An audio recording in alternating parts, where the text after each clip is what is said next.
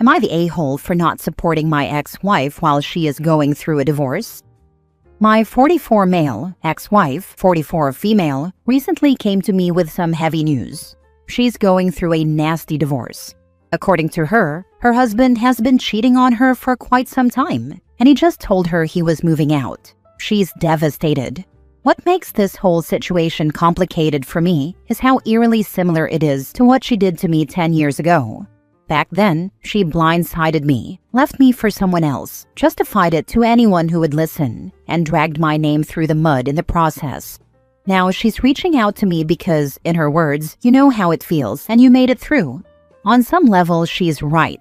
I do know how it feels. But here's the thing. Had she not spent the last decade trashing me to everyone, including our kids, and making nasty little comments about me even up until just a few weeks ago, I might feel more inclined to offer her some support. As it stands, I honestly don't care that she's hurting. But a tiny part of me, the part that wants to set a good example for our kids, feels like I should show her a little bit of kindness. When I saw her, she looked awful, completely worn down. It's obvious she's going through it emotionally. But back when we divorced, I didn't have anyone to turn to. I had to deal with everything alone while she justified her actions by telling everyone she was escaping the worst mistake she ever made. Those words haunted me for years. I know this might just be the shock phase for her, and she's probably at rock bottom emotionally. I don't think she would ever hurt herself, but she seems very lost right now.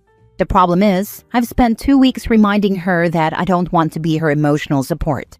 I've asked her repeatedly not to contact me unless it directly concerns our kids, which is how we've kept things since the divorce. Minimal contact, strictly about parenting.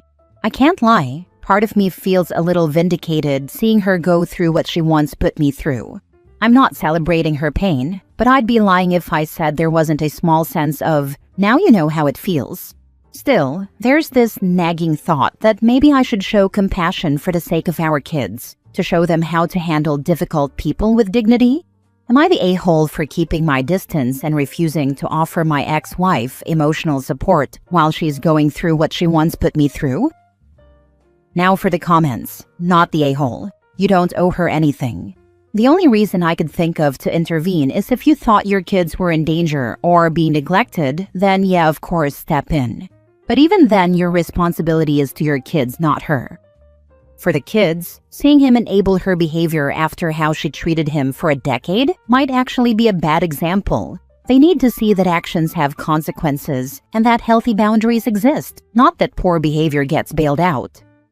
Not the a-hole. That is some unmitigated gall to ask the person she dragged through the mud to emotionally support her when the boomerang of consequences hit its mark.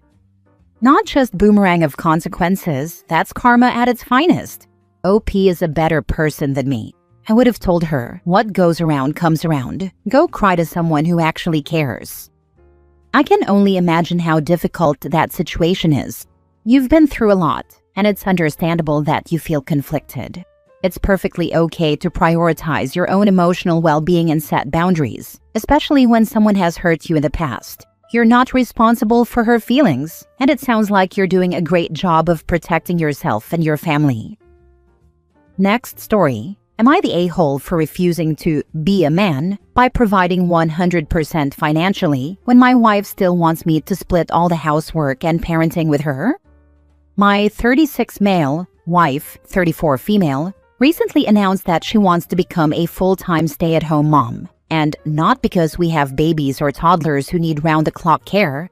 Our daughter is 12, very independent, and doesn't really need constant supervision. My wife's reasoning is that she wants to live by traditional values. The problem is, she also expects me to be the sole provider and step up as a man. I already work over 60 hours a week to cover all of our expenses, and I'm exhausted most days when I get home. But even though she now wants to stay home, she still expects me to split cooking, cleaning, school runs, and parenting 50-50. When I say I'm tired and ask why she can't take on more of the housework if she's home all day, she accuses me of being sexist and says real men don't treat their wives like maids. I've tried to explain that I don't mind helping, but if I'm the only one working, it doesn't make sense for me to do half of everything at home on top of being the sole breadwinner. I told her I'd still help out where I could, but I can't be expected to work 10 plus hours a day and then do half the chores and school runs. Her response? That if I really loved my family, I'd find the energy to do both. To make matters worse, she's been telling her friends that I'm lazy and just want a servant, which couldn't be further from the truth. I feel like I'm the one being taken advantage of here.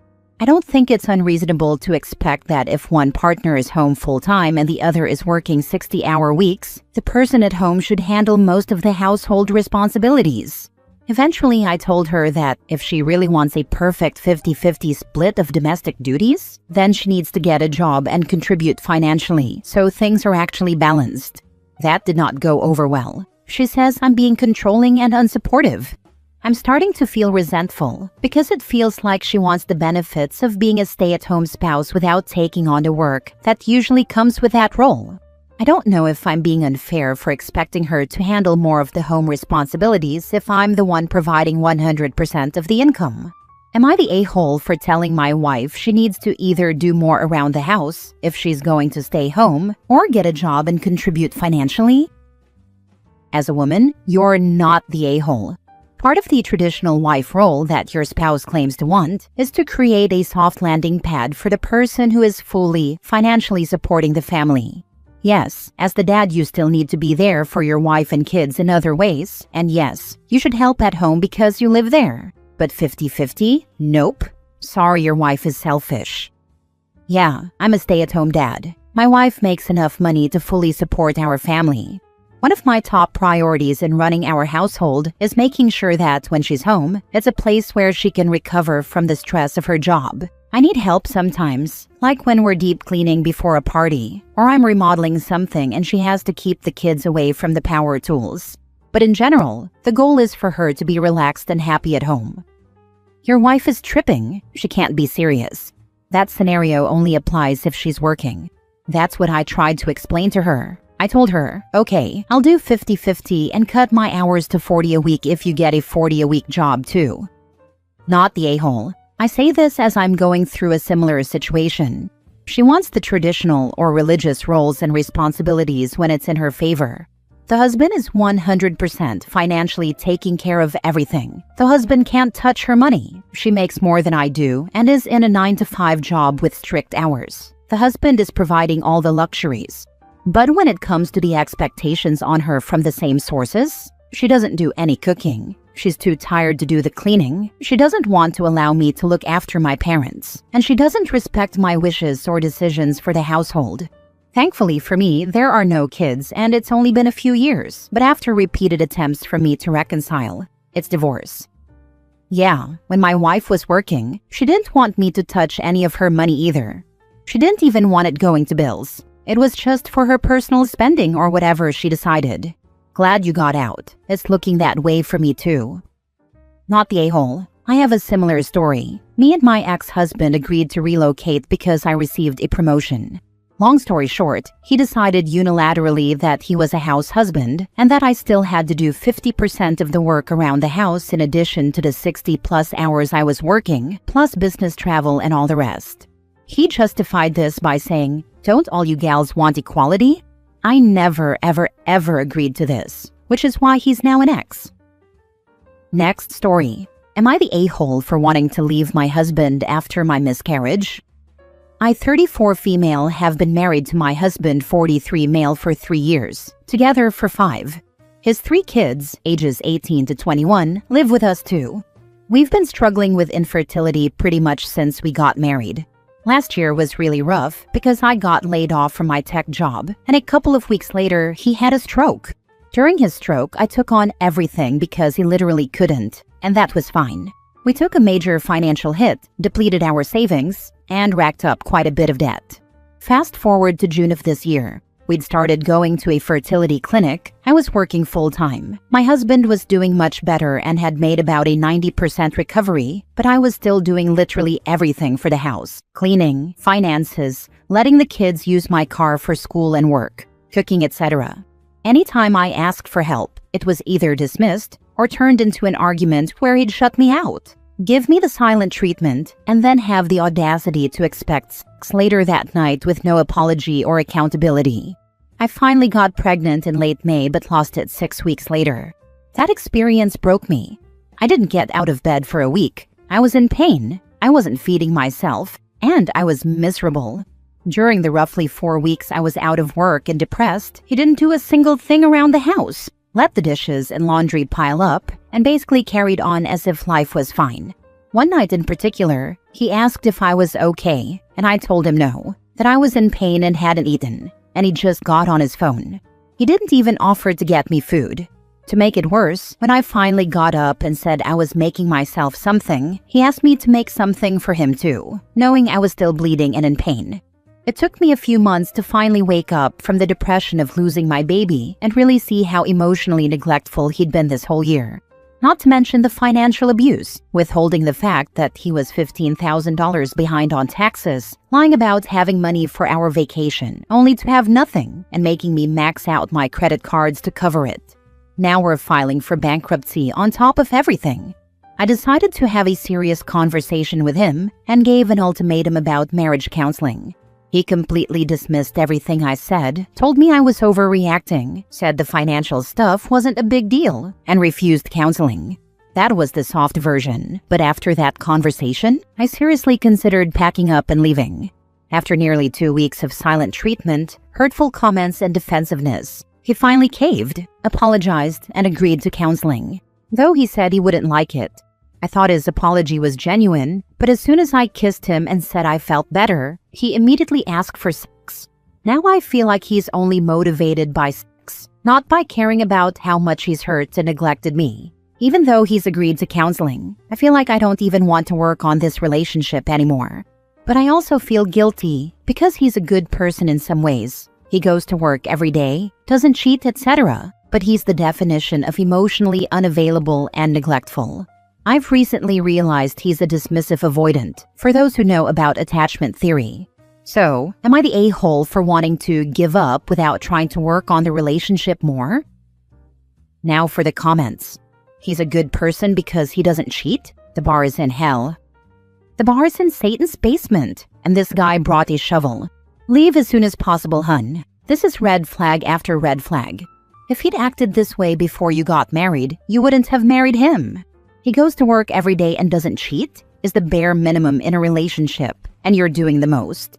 This is a gift in disguise. You could have actually had a kid with this guy, chaining you to him forever. I think your body was protecting you. Listen to it. See, you're 100% right. There's no way I would have married him if he'd acted like this while dating. And also I tell myself if this was a friend, I'd be screaming for her to leave. One piece that keeps holding me back is that I feel like he changed after his stroke, so maybe he just needs therapy and to work on himself. Or maybe he's always been this way, and he just dropped the facade when he was no longer healthy enough to keep it up. He used to always say, "One day you're going to get tired of me and leave." And I'd just laugh it off, but maybe he was low-key warning me this whole time. And yes, I've had thoughts lately that maybe my body was protecting me, but then I spiral into self-guilt around that. I've started therapy to try and work on that piece more.